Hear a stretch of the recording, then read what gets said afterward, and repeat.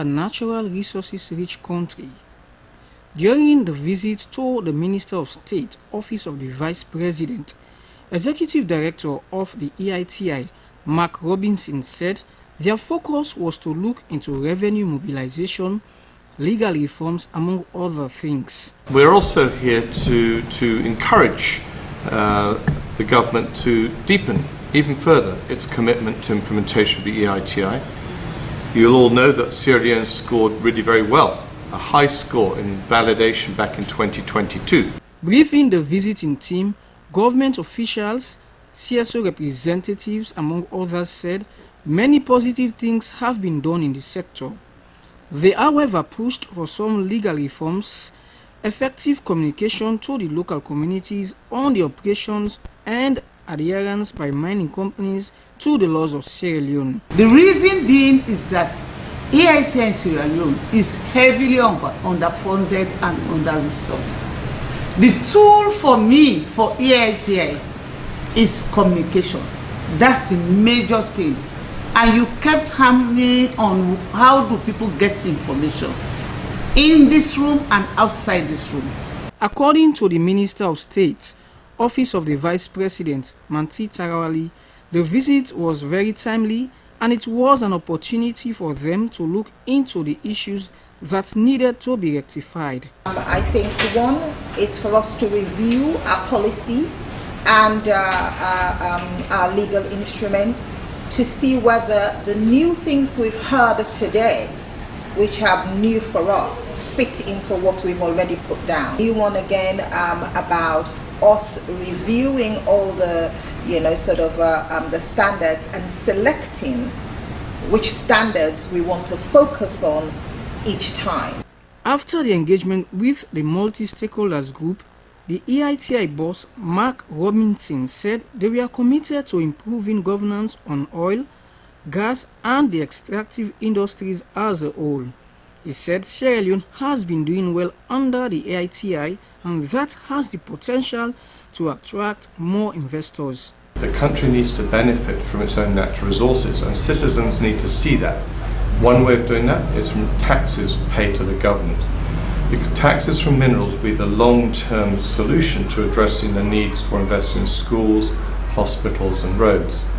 And the third benefit is at the local level, near the mine site. The citizens need to see the benefits. Will they get the jobs? Will they get any share of the income to their communities coming from mining?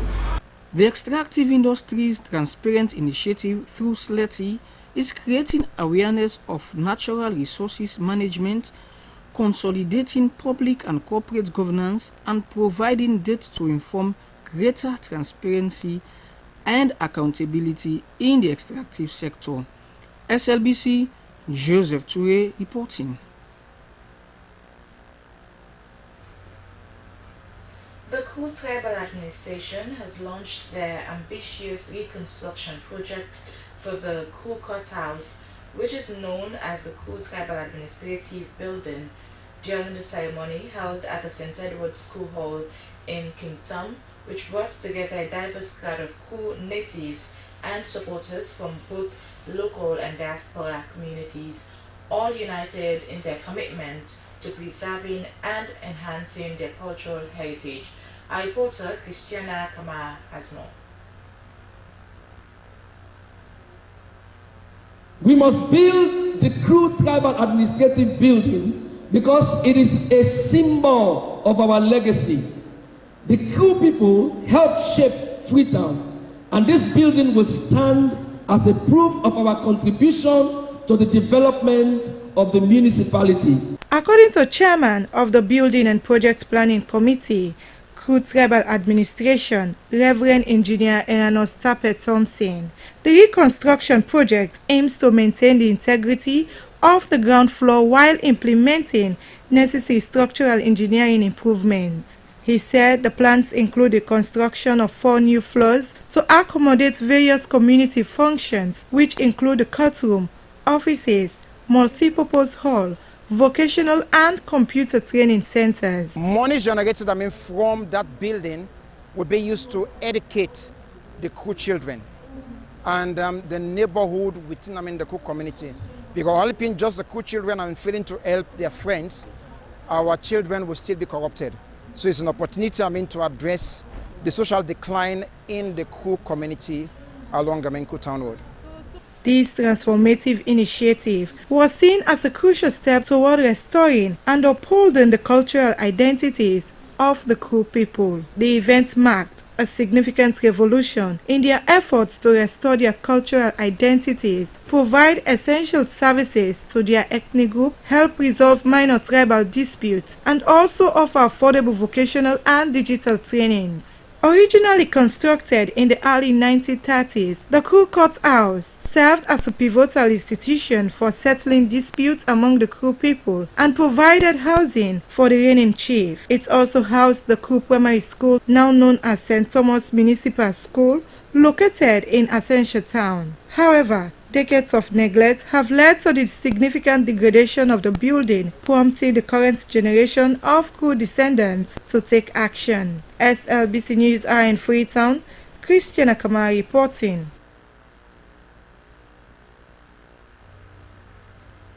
Well, from there, let's now go back to our business update.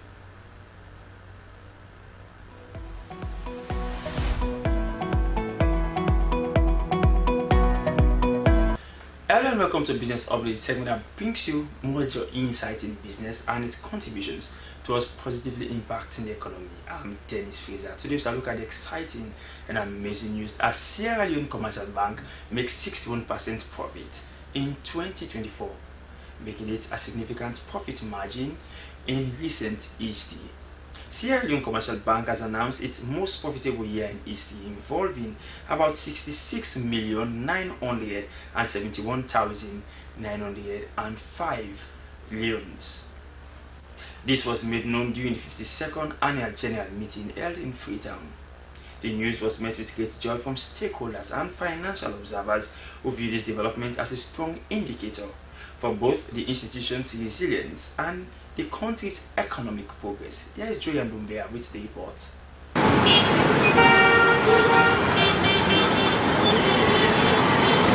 Addressing a full auditorium of shareholders, directors, partners, and staff, the chairman of the board, Iranake Amara, said that they have just delivered the most profitable year in the bank's history. This bold statement was substantiated by figures reflecting a significant leap in the bank's performance. Meanwhile, the key financial highlights presented include profit before tax soared from 127.9 million in 2023 to 612.4 in 2024, representing a nearly five-fold increase. Revenue surged from 717.4 million to over 1.15 billion, marking a remarkable 61% growth. He added that the impressive numbers were the building blocks of transformation and that they have outperformed expectations, and reaffirmed Sierra Leone Commercial Bank's role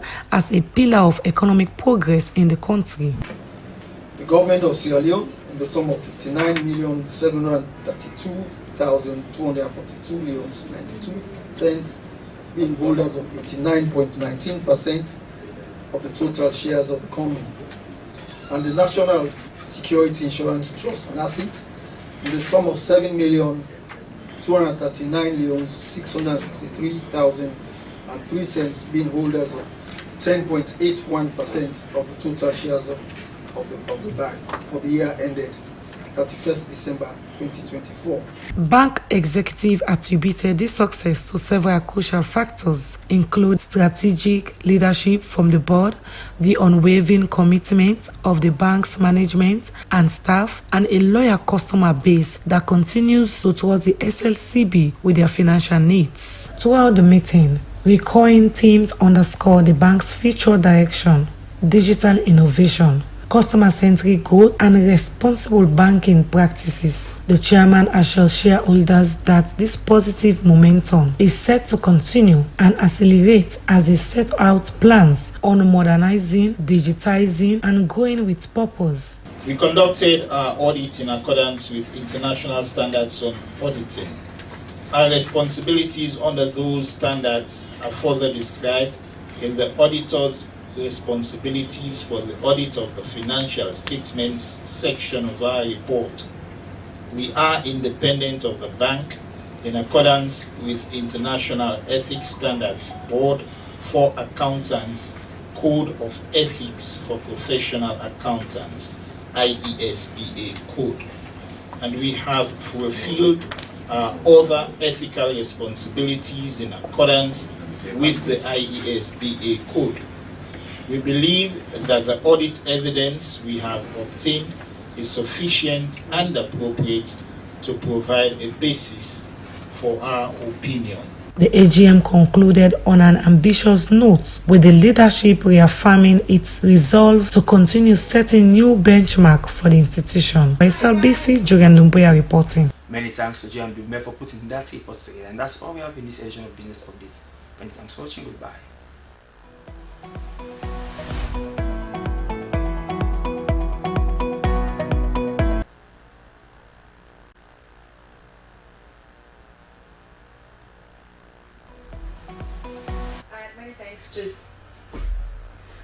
Many thanks to Dennis Fraser for that business update. From there, let's find out the latest in entertainment.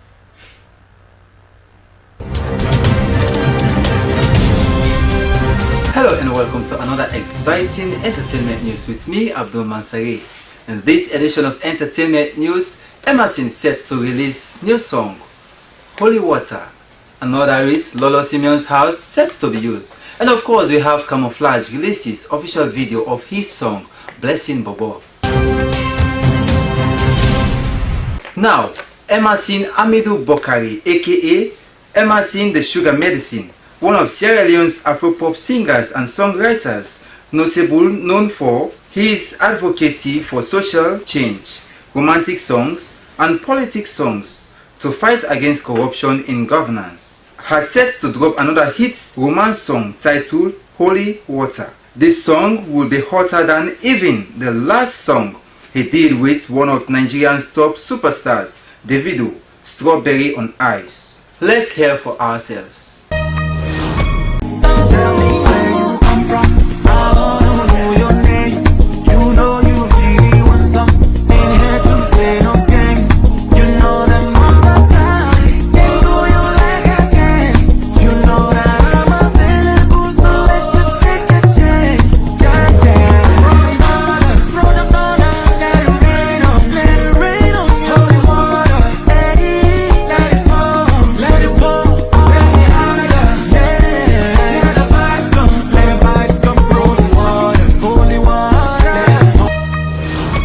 Wow, that's what I'm talking about indeed. Can't wait to hear it all.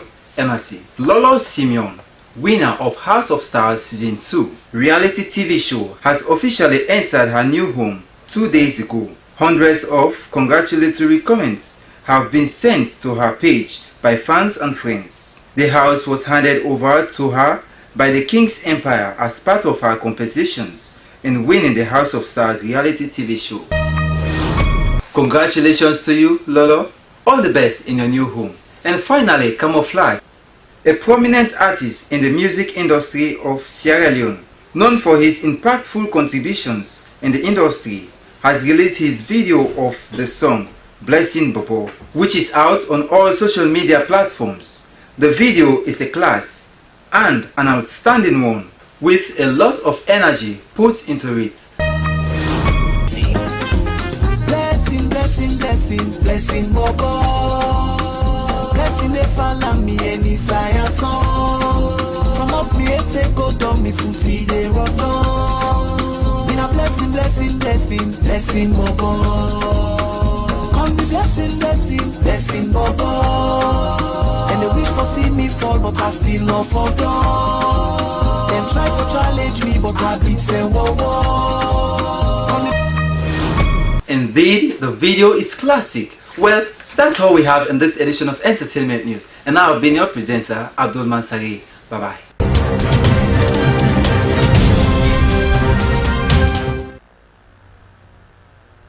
Alright, And many thanks to our entertainment desk for that update, and that's all we have time for in this edition of the news on the Sierra Leone Broadcasting Corporation and Freetown. Now to end the news, your top stories again.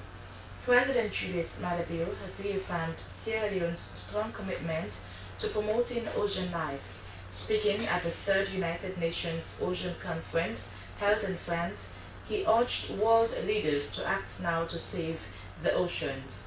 The Ministry of Energy has in a press statement said the Car ship would cease supplying electricity to Freetown effective midnight of June 12, 2025 on account of payment owed to them.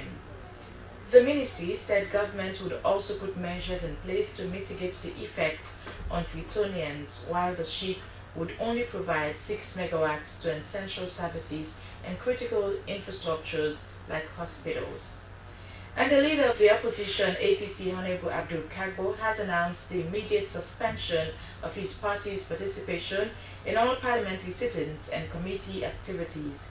This came following an earlier letter to the Honorable Speaker, where the leadership raised concerns about the continued role of the Clerk of Parliament, who is currently contesting for an executive position within his political party.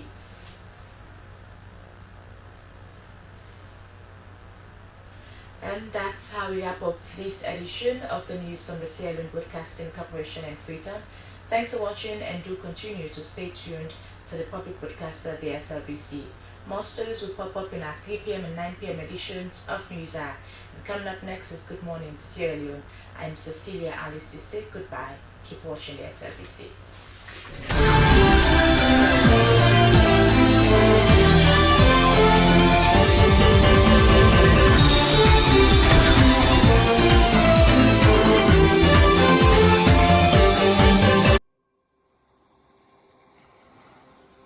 Discover Sierra Leone, a hidden gem of West Africa, where the rhythms of life dance in harmony with the beauty of nature.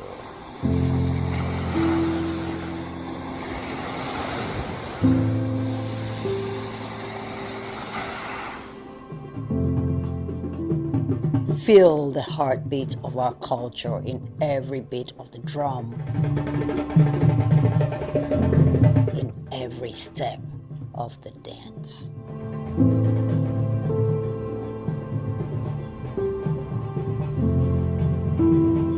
Experience the tranquility of our shores, where each sunrise brings new stories and endless possibilities.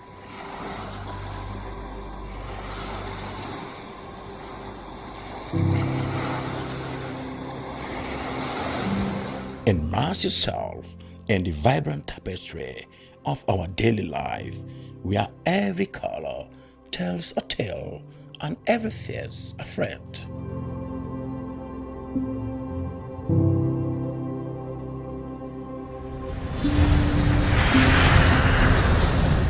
Come, be enchanted by the sights and sounds of Sierra Leone. A place where your adventure awaits And memories are made.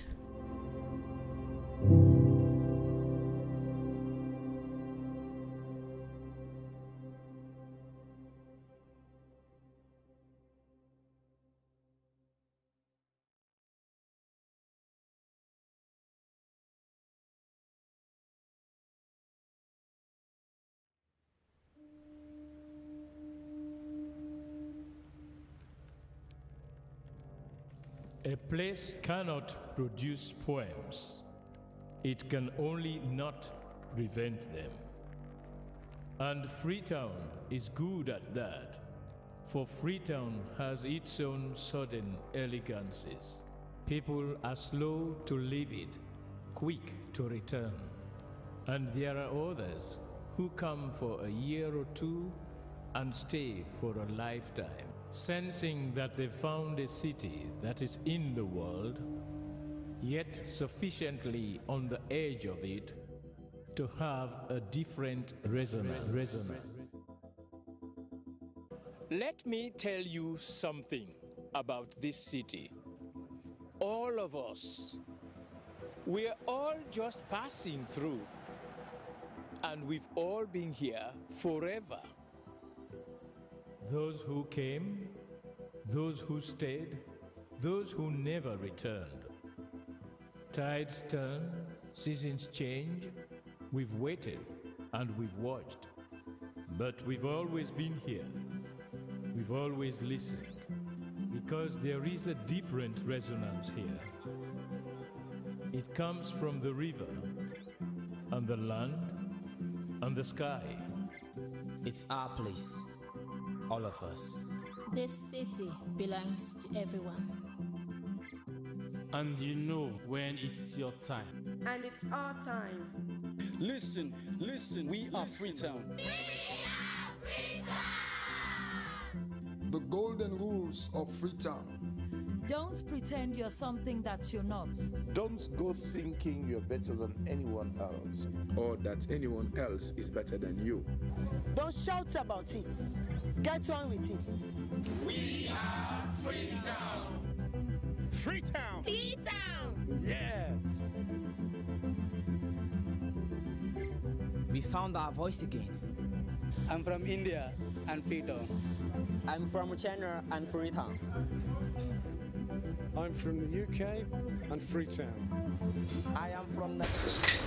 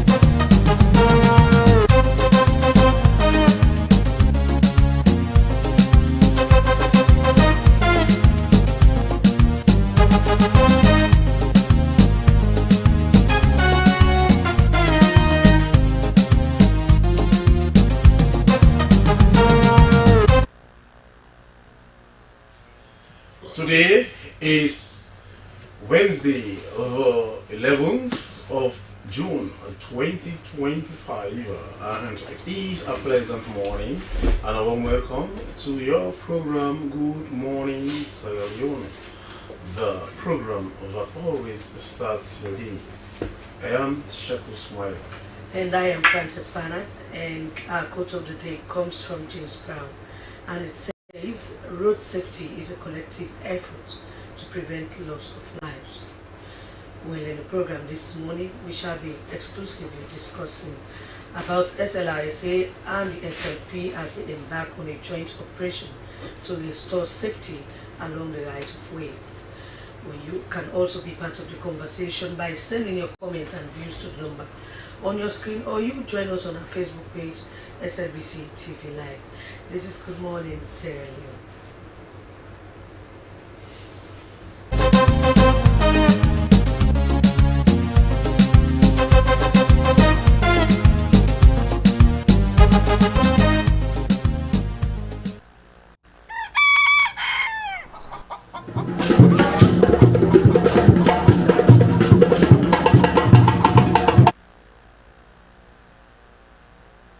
And the program you're still watching is Good Morning Sierra Leone, live from the Sierra Leone Broadcasting Corporation television and through our social media handles. Now, the conversation today is on road safety. According to statistics, millions of people around the world are losing their lives to road accidents. Many ways. Well, in Sierra Leone, the records are there and they are not encouraging at all. So what is the police and the Sierra Leone Road Safety Authority doing to ensure that road accidents or fatalities are reduced? Well, the reason The Sierra Leone Road Safety Authority, SLRC, in collaboration with the Sierra Leone Police, has launched a joint operation aimed at restoring safety along the country's roadways. As part of the operation, law enforcement officers have been clearing street traders and makeshift garages occupying the right-of-way, activities they have described as illegal. To help us understand more about how this particular operation is going on, we have here in the studios Augustine Kaitonge. Augustine is the Director of Road Safety at the Sierra Leone Road Safety Authority. Good morning, Mr. Kaitonge, and welcome to the program. Good morning, viewers. We also have Mohammed Bobson Senu. He is the Deputy Head of Police Media. Good morning, Mr. Senu, and welcome to the program. Good morning, a pleasure having you, sir. Now, this is about road safety in ensuring that lives are saved. This is the first time the Sierra Leone Road Safety Authority and the SLP, are embarking on operations, to clear the streets of, for example, street and traders, and also, abandoned vehicles or vehicles plying roads or streets they are not supposed to be plying, and then garages, illegal garages, on streetways in the capital. Now tell us, this is another operation, to actually sanitize, for example, the central business district. What is unique about this that we've not seen before, Mr. Kaitonge? Okay, thank you very much. We are here discussing road safety, and I want to first of all say road safety is a very critical activity that entails several components, such as education, enforcement, engineering, collaboration with other partners in ensuring that the lives of other people are safe. So the SLRC, by extension, is actually the lead agency when it comes to road safety in Sierra Leone. It was created by an Act of Parliament in 1996 with a clear mandate, mission, and vision statement. For instance, we have the mandate to ensure that the roads are safe, to actually enforce all rules and regulations pertaining to the conduct of road users. We have also the mandate to ensure we give all drivers licenses, vehicle licenses, and we also ascertain the roadworthiness of vehicles and also drivers. People will give drivers licenses too. So because of all of those, activities, those authorities we have as an institution created by an Act of Parliament, we have thought it but necessary to work closely with the Sierra Leone Police, whose efforts... The first thing is, Mr. Kaitonge, this is the first time, right? Now, the thing is, yes, you are a statutory, institution created by an Act of Parliament. You have all the laws, yes, and you have mandates, but the question has been execution of those mandates.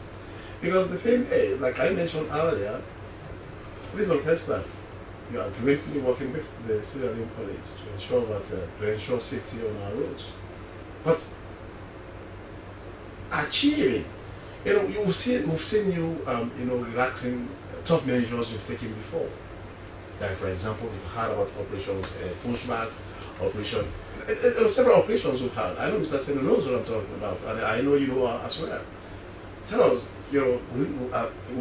with all those mandates that you have, by law, have you been able to achieve to probably to the expectation of the public? Of course, yes. Of course, yes. Because, like I said, it's our primary responsibility to actually enforce all rules and regulations pertaining to the conduct of road users.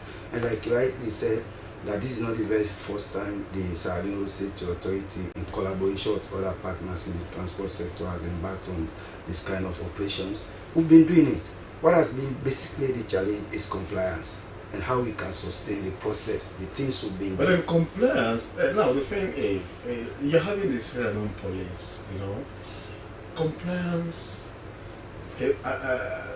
compliance, has to also do with compliance and enforcement, or enforcement and compliance, are two bedfellows.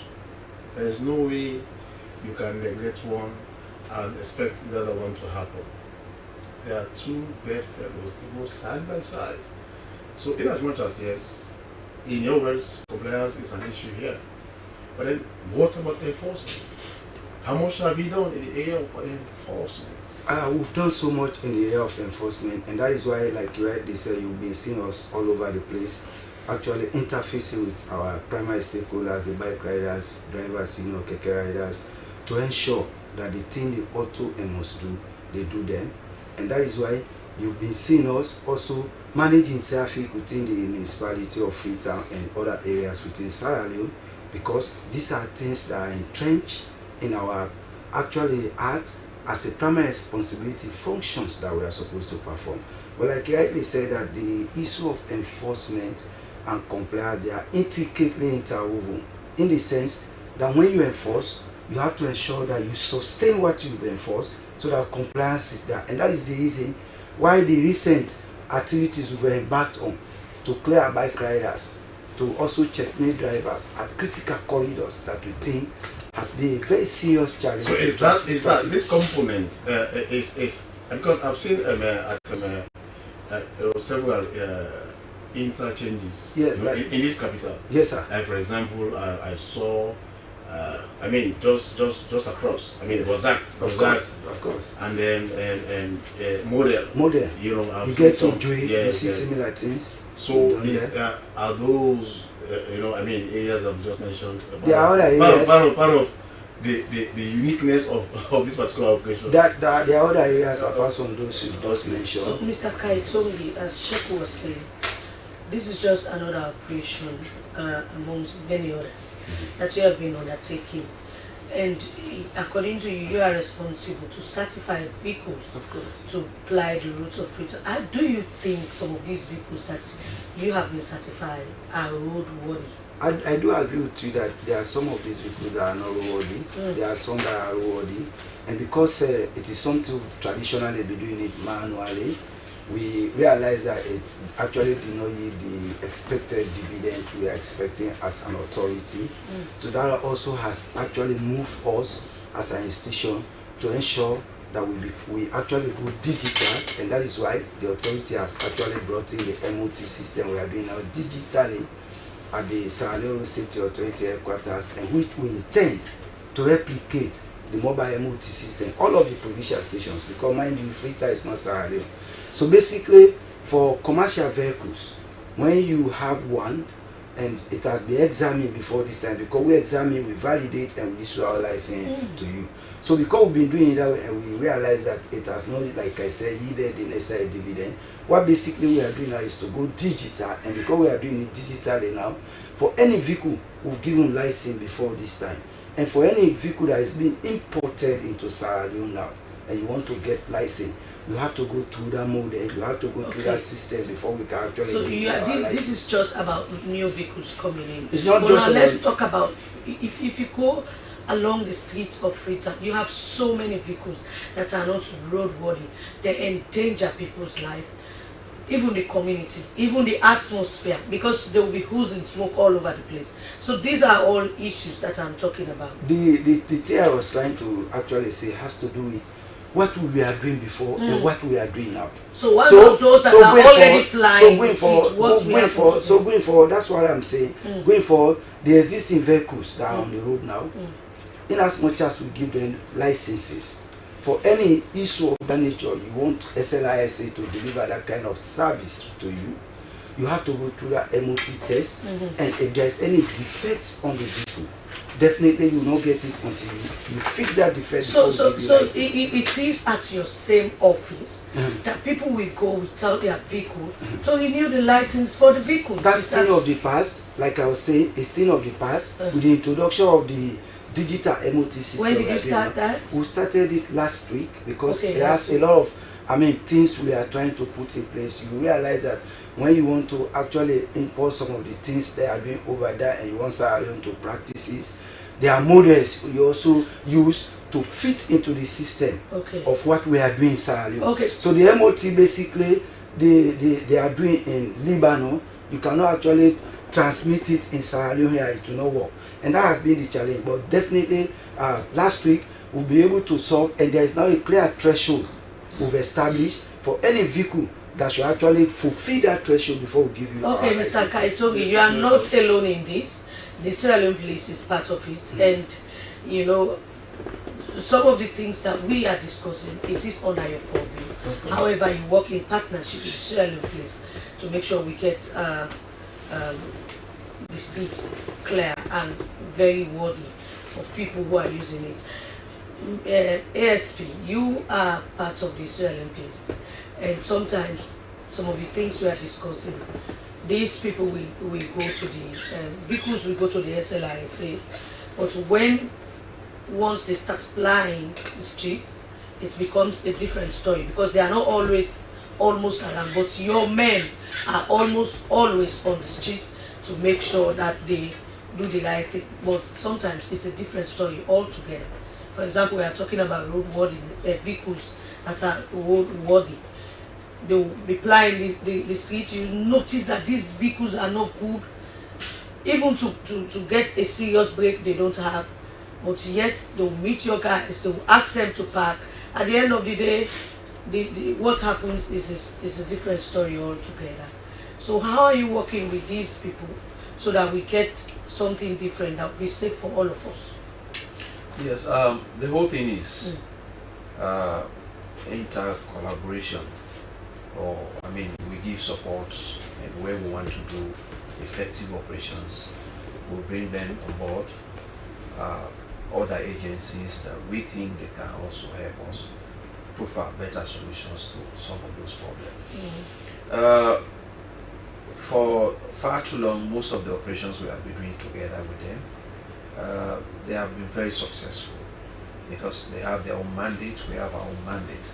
There are areas we don't have much expertise in that field, and they will step in to look at, say, no, this one is fit, this one is not fit. We also look at offenses.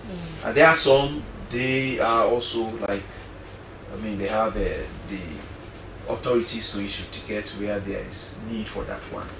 So what is also key in all of this is consensus. Most of our operations, we engage with those we think, I mean, they are our primary targeted people, or those are the people we target. We engage them. We engage them on the basis that what we are doing or what we want to do is good for everybody. So basically, these are some of the things we do. But out there, some of our police officers are there. Those who think, if I'm here, I mean... Did I hear you talk about consensus? Yeah, well, most of... Consensus, did you, because the thing is, now, if you're working with the road safety authority, I mean SRIC, and you have issue with consensus, that is, you know, agreeing on what to do and what not to do, because I believe that is where you're driving at. Consensus. Now, consensus is about, you know, you having a general agreement, you know, in a way. Now, tell us, you know, if that is a challenge about reaching consensus, then there is a huge challenge. You understand?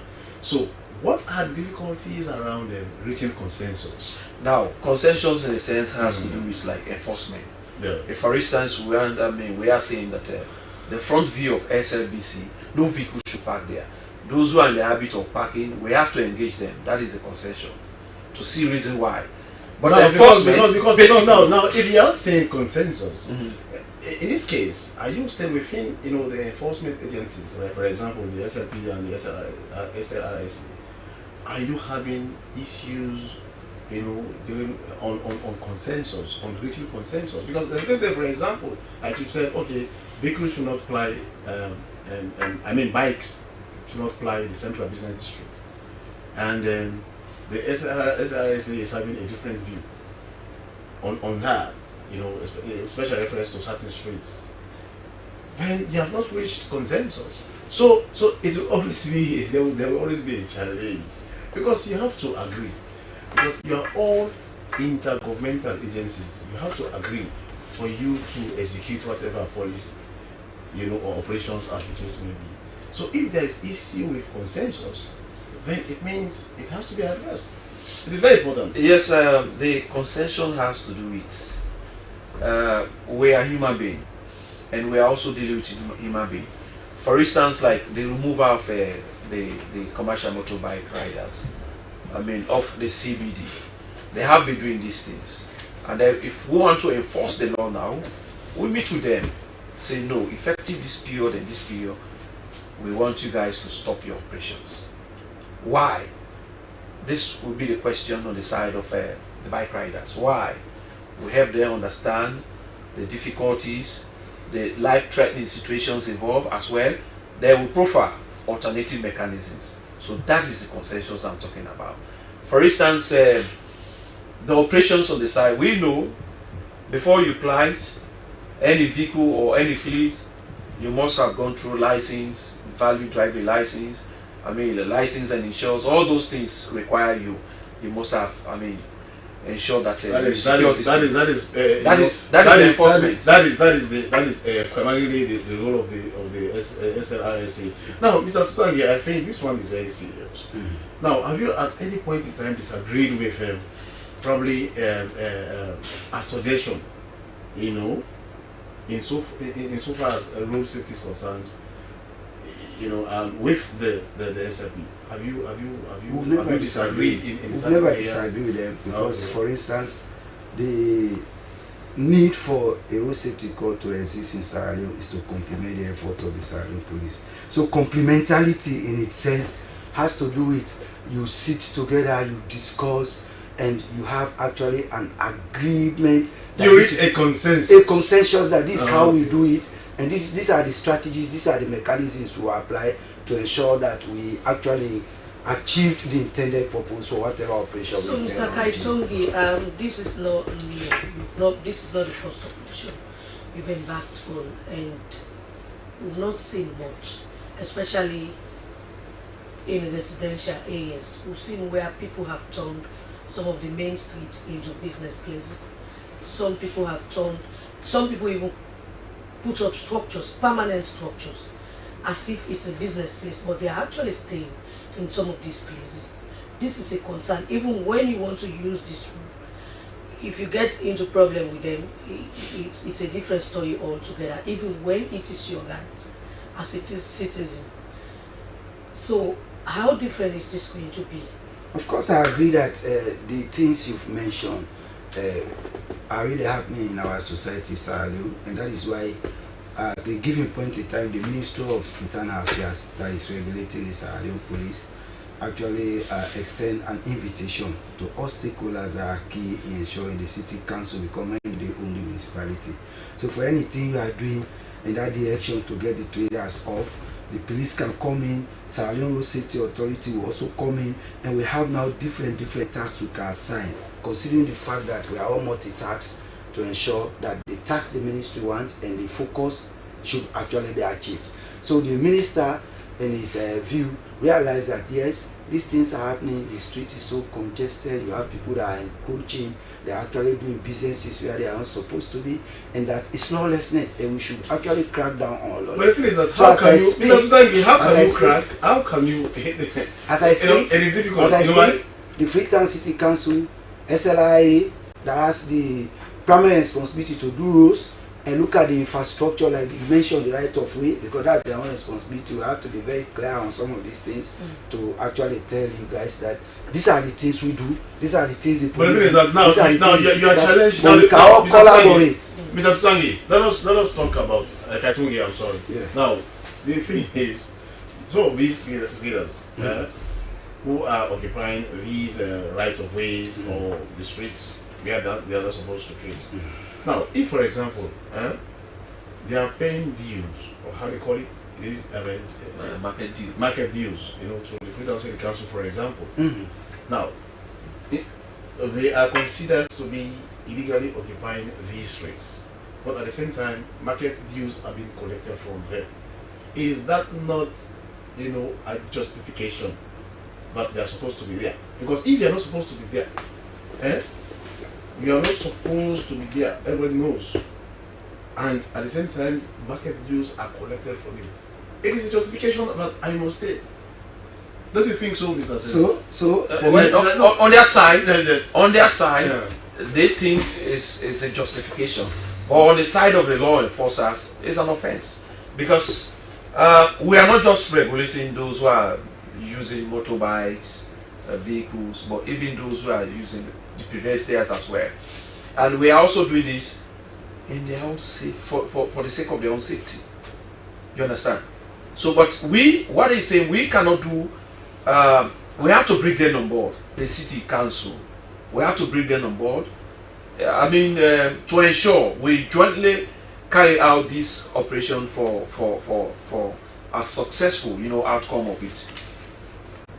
And we are in the synergy, Mr. Semi, because the thing is, now, for example, if you tell me, I'm not supposed to be here. Okay, for example, you've dismissed a police officer for misconduct. You've said that because of misconduct, the police officer should not be in the force. But the salary of that police officer is still running. You understand? It is also a very critical example of. No, yeah. You understand? Yeah. So indirectly, I mean, you see a serving member because you receive a proceed. Yes, and the same thing applies to the street traders. You are not supposed to sell, on certain streets, but you are being issued market dues. I mean, tickets. That is to say, you have the right to be there. Yeah, and that is why in carrying out such operations, we also bring in the city council, because these are the complaints, or these are the sales of these market people that you collect market dues from them, and equally so you are telling them directly that they're supposed to be there. You understand? So in executing some of those operations, we bring them on board, we sit together and map up solutions for sustainability. Now, like the area of Abacha, we are saying no. If you take them off the alternative routes, where can you take them? So this has been the bottleneck. So Mr. Kaitongi, ASP just mentioned Abacha. On Saturday I had the opportunity of using Abacha when the female national team came back from Mauritania. We actually used that Abacha to the Slbc Tv stadium. So I noticed the Abacha you guys wanted, the Abacha you guys spoke about, is not the Abacha we have anymore. Even the bars, some of these bars have been taken off. Yes, yesterday when I saw it, I said, oh my God, some of them have been taken off. The traders are right in the middle of Sani Abacha Street. What is really happening? Is this not the same situation we are doing again? You are now launching another operation. It will work for a month or so, and after a few months, we go back to the normal situation. Is that not the same thing you are doing? We don't want it to be the same thing. And for us, if we actually have that kind of zest and energy to always go outside there and actually crack down on people who are doing lawlessness, exhibiting lawlessness on the street, it shows clearly that we are not actually in favor of the things they are doing. Now let me come to Abacha. Abacha, the bars you are seeing that we are actually erected through the integrated and urban mobility project, the Waka Fine buses you are seeing. The intention was to ensure that those buses specifically use that route, so that to make their movement very easy, and that was why we created that kind of dichotomy, that kind of barrier. But some of these bars have been taken off. I agree, just for traders to keep within. And what we've done, the Sierra Leone police and the SLISA, we've always got deployment that the bars you are talking, the damaged bars, for any damage of those barriers that is being done, what basically we've done within our own authority, within our own mandate, is to actually ensure the individual who commit that act is actually taken to SLIA. That's if you are around when. That's what I'm saying. In all of the things that have happened, that those bars you are seeing damage, we've reported adequately to SLIA. That's why the police is always around. They report to SLIA, SLIA, mind you, their primary responsibility because they erected those bars, and even the iron project, there will be a time when they will hand over all of the components to them. So for any damage of that nature, you will go and report to the police. The police will call SLIA representative to come, so that the damage you've caused, and you have now the responsibility to do repairs. So that's not the responsibility of the police. Neither the safety corps. Now, I have seen that people will start taking them to their home. I have seen that you are perfectly correct. Right. But I tell you, that's the procedure we work with. So because we work with that procedure, it remains the sole responsibility of the authority that is in charge. So what is really difficult to get Abacha cleaned? The difficulty has to do with the alternative space you provide for them. No, space. That's okay, no, for Abacha specifically, yeah. I'm not speaking on other areas. For other areas that we think the traders are there and they are not supposed to. That let me give you a practical example of Lumley. You look at Lumley before this time, and you look at Lumley today. I think it's a different narrative altogether. But then now it's a different narrative altogether. Okay, you're talking about Lumley. It's just an example. Okay, now wait. If Lumley can work, yes, why not Abacha? Has worked because government has been able to create the necessary infrastructure for the affected people. For the traders who are actually clustered within the Lumley axis, I'll tell you with all reality, you can go and cross-check this. You see that we'll be able to relocate them.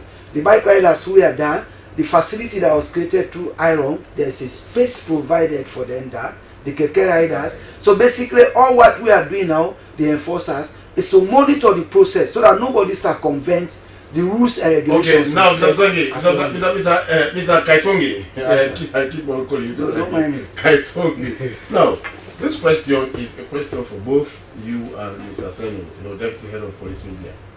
Now, let us know the differences and similarities, when it comes to ensuring safety on our roads.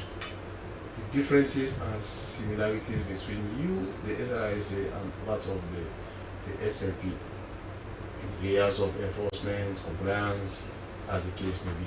I'll start with you, Mr. ASP Senu. Yes, of course. The differences and the similarities.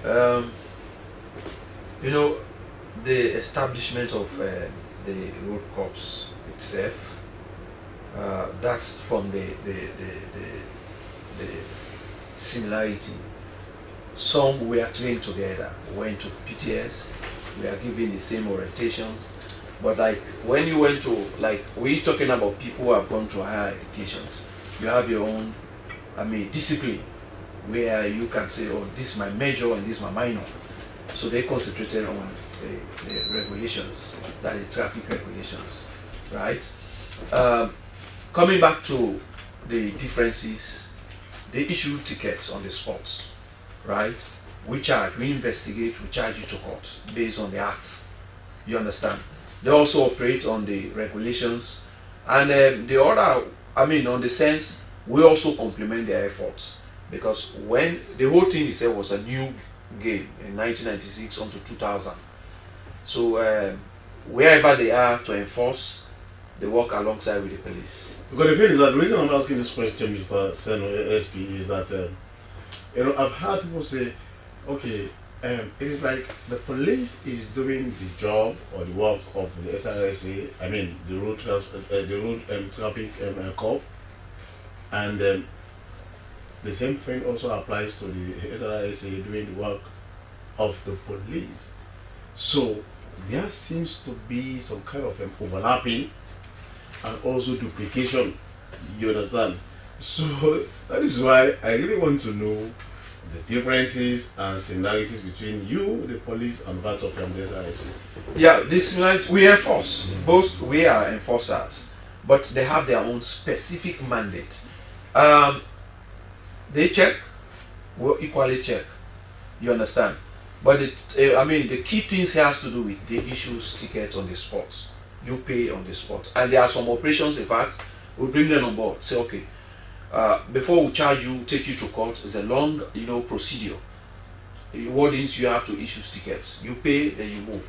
on the spot crime, rather than taking you to police, investigate, charge you to court, you go, all those things. It's a heavy burden even on the side of the courts. So we also have the mandate, if there's anything like, for instance, when we are enforcing the CBD, we call on them, issue stickers to our police officers who circumvent the laws. You understand? So we are also doing that one to complement each other's efforts. But sincerely speaking, we have clear dichotomy. That is what we do and what we should not that do. dichotomy, Mr. Senu, that dichotomy is what has not been clarified in a way. The reason some citizens are of the opinion that there is overlapping, there is duplication. Yes, Mr. Senu. I don't think so. I don't definitely think that there is overlapping and over functions between us and the Sierra Leone police. Mind you, the Sierra Leone police has existed for a very long period, since 1964-61 when we got independence as a nation. So that speaks clearly that it's a well-structured organization. We came into existence in 1996 as an authority from department, and we've actually metamorphosed from a department authority and our road safety authority. So basically, when we came into existence through an act of parliament in 2003, there are actually streamlines with regards the things we are actually expected to do, and that are very different from the things the police are doing. Yeah, from the things the police are doing. For instance, like he said, we issue citations. We enforce all rules and regulations pertaining to the conduct of road users. I will tell you, for us to achieve that, we've recently established a highway management at Mile 91, because we realized that most of the fatalities will be recorded as a nation from Mile 91 onto Bo, and we also intend to replicate that from Mile Shaka, McKinney, and route actually going down to Cambia. So, for instance, also the Sierra Leone Road Safety Authority, their offenses will refer to the Sierra Leone police because they are not within the remit of our operations. Okay. Somebody is driving recklessly, dangerous driving. We hasn't any law in the act that gives us the authority to even issue citation. So what normally you do in that respect is to refer to the police you are working with to say this guy is furiously driving and that has the tendency to hit another road user. So the Sierra Leone police now will investigate and charge that individual to court. So Mr. ASP, Mr. Kaitoni has just thrown you into the lion's den. That yes, some of these issues are sent to you for you to investigate, because most of the time people will say, okay, I get this case with the driver and all this, but the police want for compromise. The police has always been, at the center of some of these issues. Some people are honestly not using the road the correct way. Their vehicles are not roadworthy. Their behavior as drivers is nothing to talk about. If you use this Regent Highway to Joy, you see a lot of reckless driving. And sometimes, I have a family member who is in the habit of complaining drivers to the police. He will always park, he will take the vehicle number, and he will say that vehicle is coming, that vehicle has misbehaved, that driver has not been doing the right thing. But sometimes, I have to be honest, I could recall there was one at Pademba Road, that interception, they break that particular vehicle, and they called him. He said he was in the office, and then the police officers called him that indeed the vehicle number he gave to us, we've apprehended this particular driver, and we are now taking him to so and so place. You will have to serve as the evidence. But that's not in this situation for all others. Before going to our two guests here in the studios this morning,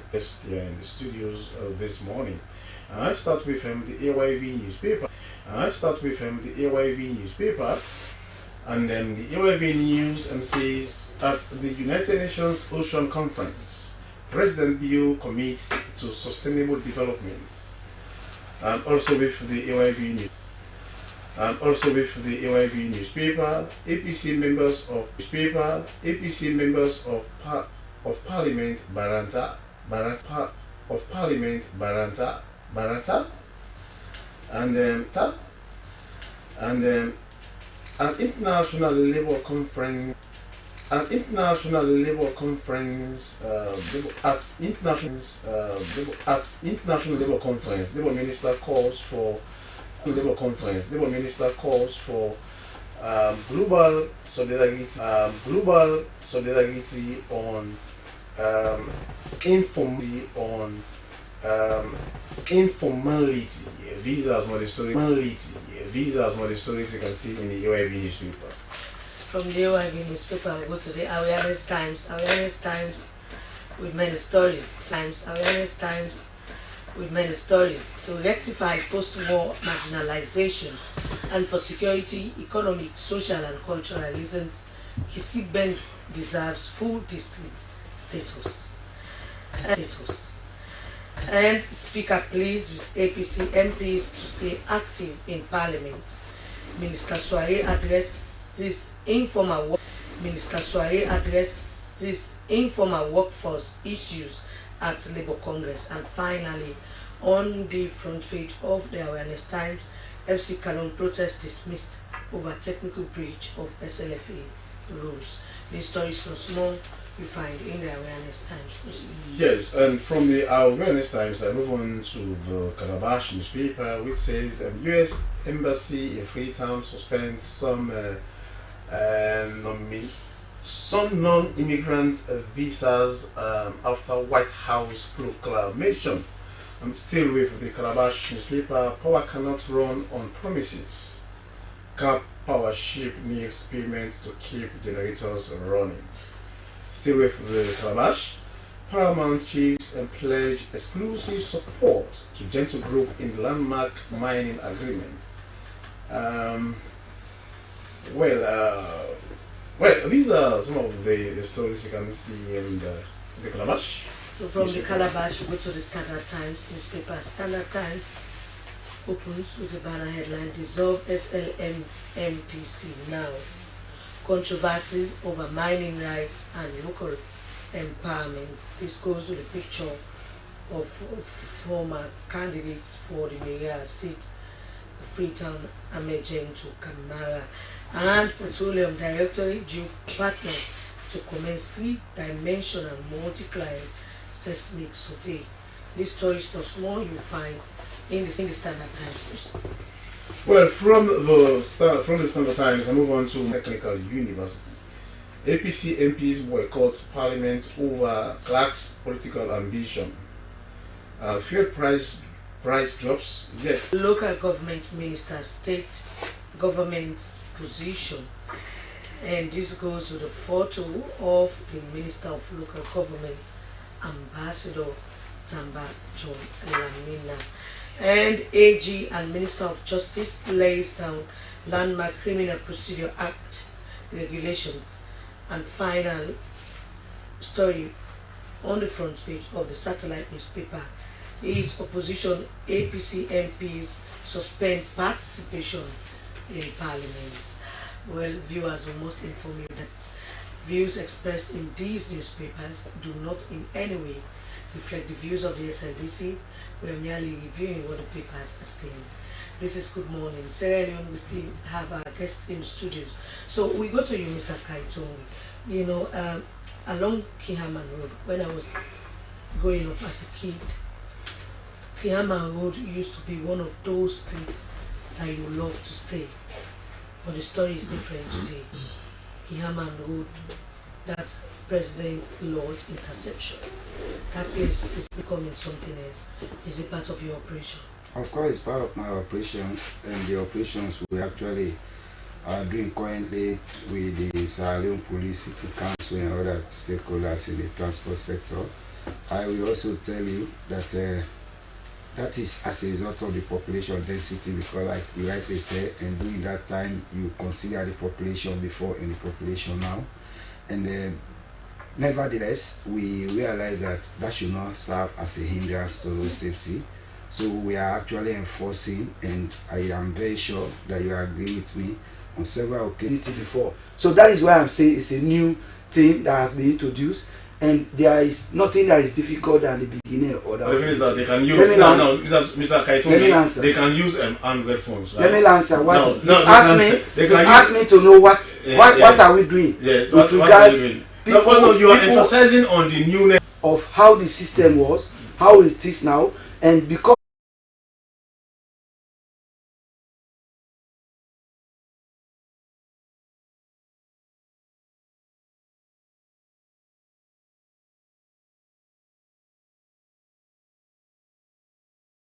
massive sensitization to educate the bike riders. That is good. That is good. What you are doing, what you are doing at Kenema Road, I mean, at the lodge, I think what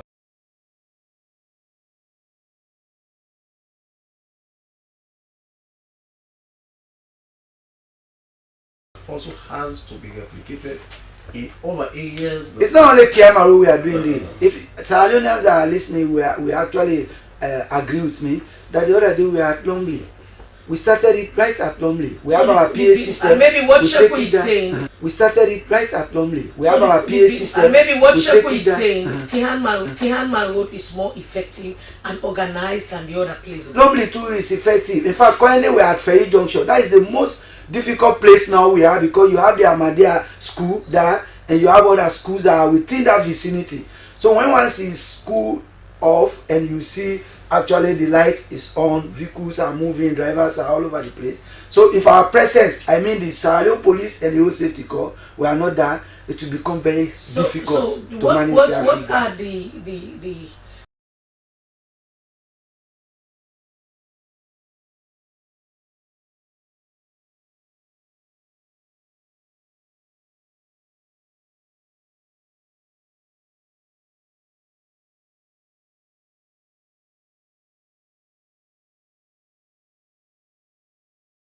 measures put in place for those who violate? Because